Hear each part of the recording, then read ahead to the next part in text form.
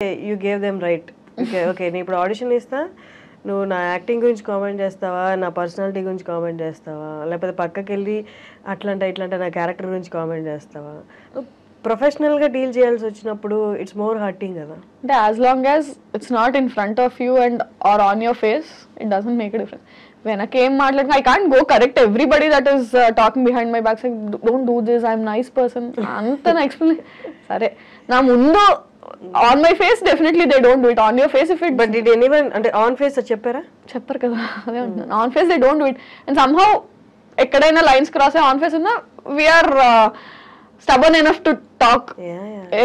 ఎందుకట్లా you can't do this అని మాట్లాడే స్టేట్ లో మనం ఉంటాం కాబట్టి we will discuss about. But ఎప్పుడైనా సిచ్యువేషన్ వచ్చిందా ఆయన వాళ్ళని ఫేస్ మీద అన్నా ఆ వర్క్ ఎన్వైరన్మెంట్ లో ఉన్నాం కాబట్టి, ఆయన ఒక డైరెక్టర్ పొజిషన్ లేకపోతే ఇంకేదైనా మంచి పొజిషన్ లో ఉన్నారు కాబట్టి మీకన్నా హై పొజిషన్ ఉంటే తిరిగి ఆయన కామెంట్ చేయలేను అని జస్ట్ స్మైల్ చేసి పక్కకు వచ్చేసిన సిచ్యువేషన్స్ ఉన్నాయా?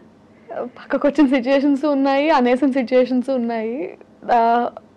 చాలా రోజులు అనేసిన తర్వాత ఫీడ్బ్యాక్ లో వచ్చి you can't say that he or she is in a better position or ఇది కాబట్టి you have to not do it అన్న ఇన్పుట్స్ విన్నాక ఫైన్ చలో లోలో ఉన్నాను, మళ్ళీ మాటలు కూడా ఎందుకు అని కంట్రోల్.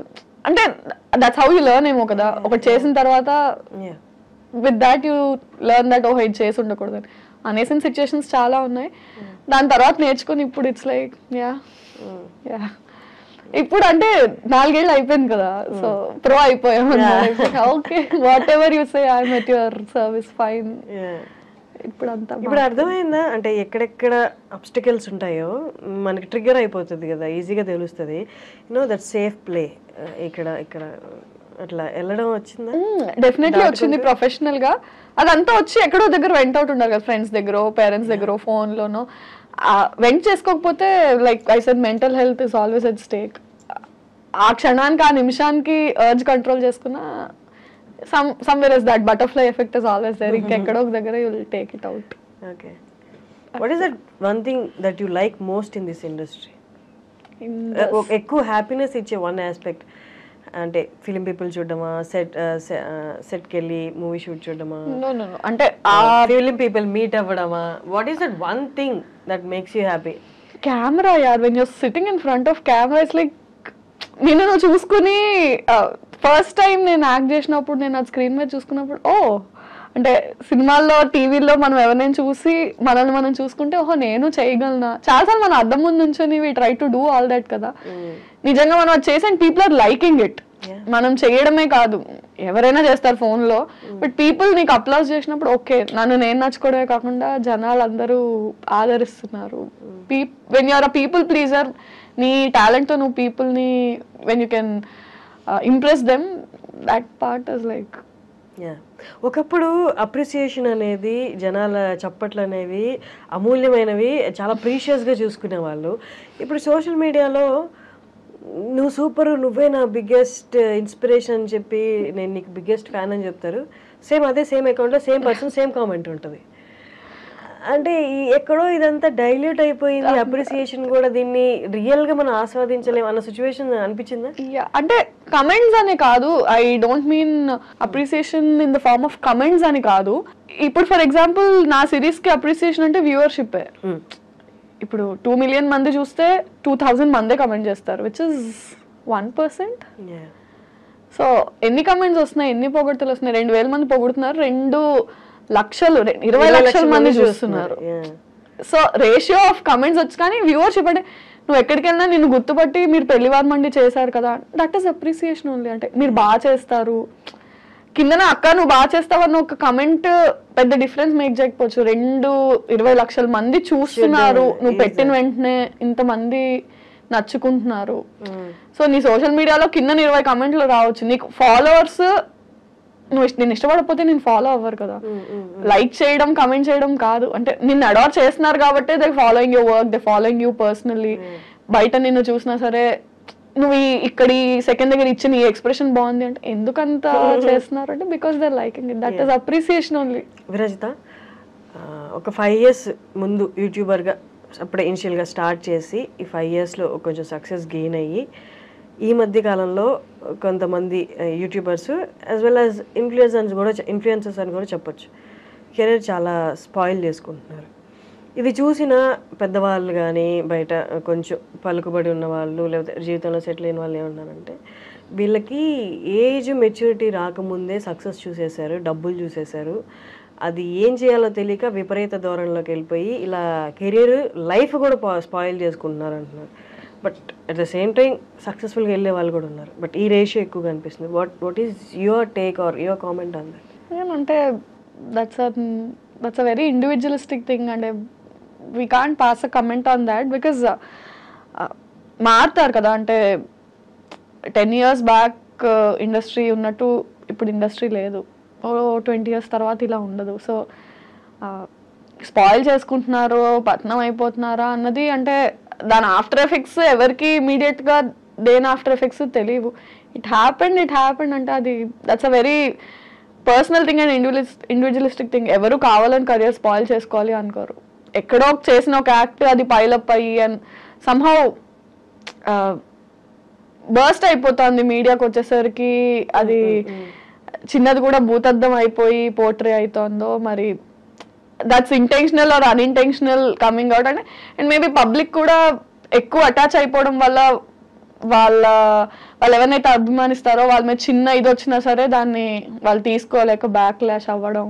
అగైన్ అంటే it's a very personal. But ఈ పబ్లిక్గా ఉన్నప్పుడు, పబ్లిక్గా వాళ్ళు విజిబుల్గా ఉన్నప్పుడు, వాళ్ళ వర్క్ విజిబుల్గా ఉన్నప్పుడు డూ యూ థింక్ అంటే వాళ్ళు ఎక్స్ట్రా కాన్షియస్గా ఉండాలి? దట్స్ వాట్ అంటే సీనియర్ యాక్టర్స్ కానీ ఈ ప్రొఫెషన్ ఎప్పటి నుంచో ఉన్న వాళ్ళు చేస్తున్నారు. అది వాళ్ళు ఇంకొక కొంచెం ఎక్స్ట్రా ఉండాలి కేర్ తీసుకుంటారు ఐడియల్లీ. బట్ అంటే ఇట్స్ బోత్ వేస్. అంటే the person has to be extra careful because there is too much attention on you, and otherwise also chinna issues ni kuda because they are celebrities or because they are public figures adi ekku portray avvadam. Ante it's normal. అంటే నువ్వు నడుస్తూ ఒక దగ్గర ఒక మెట్టు slip అయి పడిపోయావు అంటే ఒక మామూలు మనిషి పడిపోతే అక్కడ గతుకుంది మెట్టు స్లిప్ అయి ఒక సెలబ్రిటీ పడిపోతే ఆ గట్టులో వీళ్ళు నిర్లక్ష్యంగా నడిచారు. I mean it's human. అంటే కాలు స్లిప్ అయి పడ్డారు అంటే ఏ మనిషి అయినా స్లిప్ అయి పడే ఛాన్స్ ఉంది. దాన్ని పబ్లిక్ ఫిగర్కి వచ్చినప్పుడు ఎక్కువ పోర్ట్రే చేస్తారు. నార్మల్ పర్సన్ అనేసరికి ఇట్స్ ఓకే, ఇట్స్ ఫైన్ అన్నట్టు ట్రీట్ చేస్తారు. Yeah, they have to be extra conscious and I think the people and media also have to little chill down. I mean వాళ్ళు మనుషులే కదా. కానీ మర్చిపోతున్నారు తప్పుల్ని కూడా. అంత ఎంత స్పీడ్గా పాపప్ అవుతున్నాయి అవన్నీ డైల్యూట్ అయిపోతుంది. సమ్హౌ పబ్లిక్ తో డైల్యూట్ అయిపోతుంది. కానీ వాళ్ళ పర్సనల్ లైఫ్స్ లో వాళ్ళ ఫ్యామిలీస్ మీద పడిన ట్రామా 4 రోజులే రచ్చ ఉండొచ్చు. బట్ ఆ 4 రోజులు ఫ్యామిలీ కానీ ఆ మనిషి కానీ పడిందంతా వీళ్ళు 4 రోజులు అయ్యాక మర్చిపోతారు. Today's newspaper tomorrow's waste paper అన్నట్టు ఉంటారు. కానీ ఆ ఫ్యామిలీ అండ్ ఆ పర్సన్ గో త్రూ అయింది సమ్ ఇయర్స్ టుగెదర్, వాళ్ళు అది క్యారీ చేస్తారు. somehow we forgot to be kind అనిపిస్తుంది నాకు. అదైతే అనిపిస్తుంది. అంటే ఇన్విజిబిలిటీ కదా కామెంట్స్ కానీ ఏదైనా అంటే ఐడెంటిటీ లేకుండా మాట్లాడేస్తున్నాం కానీ ఒక ఐడెంటిటీ ఉన్న మనిషి గురించి మాట్లాడుతున్నాం కదా. ద ఫర్గెటింగ్ ఇట్ అంతే. అది హక్ అనేసుకుంటున్నారు. Don't you think it's there, it's just there.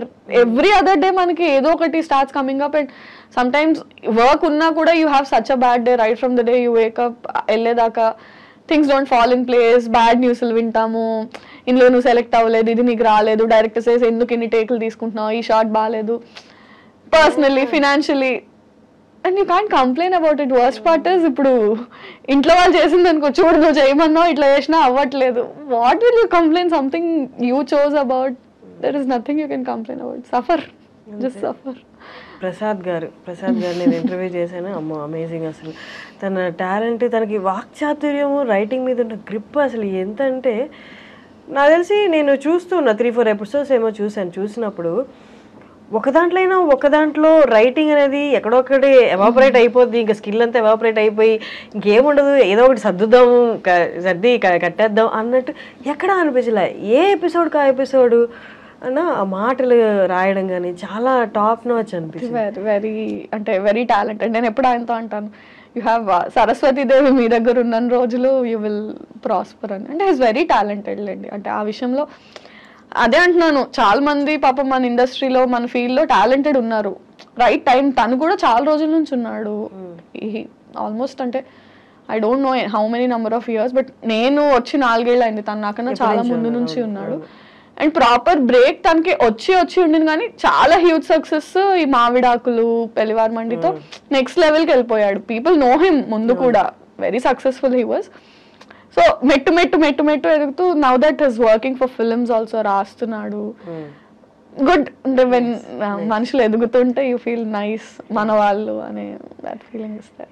ఇప్పటి రోజుల్లో, ఇప్పటి కాలంలో, అంటే పాస్ట్ 1-2 years తీసుకుంటే వెబ్ సిరీస్ అంటే యూట్యూబ్లో పెద్ద సక్సెస్ అయిన రేషియో ఉన్న వెబ్ సిరీస్ లేవు. బట్ ప్రసాద్ది అంతకుముందు సిరీస్ అండ్ ఈ సిరీస్ పెళ్లివారం అండి 2 సూపర్ హిట్ కదా. పెట్టిన వెంటనే ఏ వీడియో ఓపెన్ చేసినా మిలియన్స్లో వ్యూస్ ఉంటున్నాయి. It's amazing.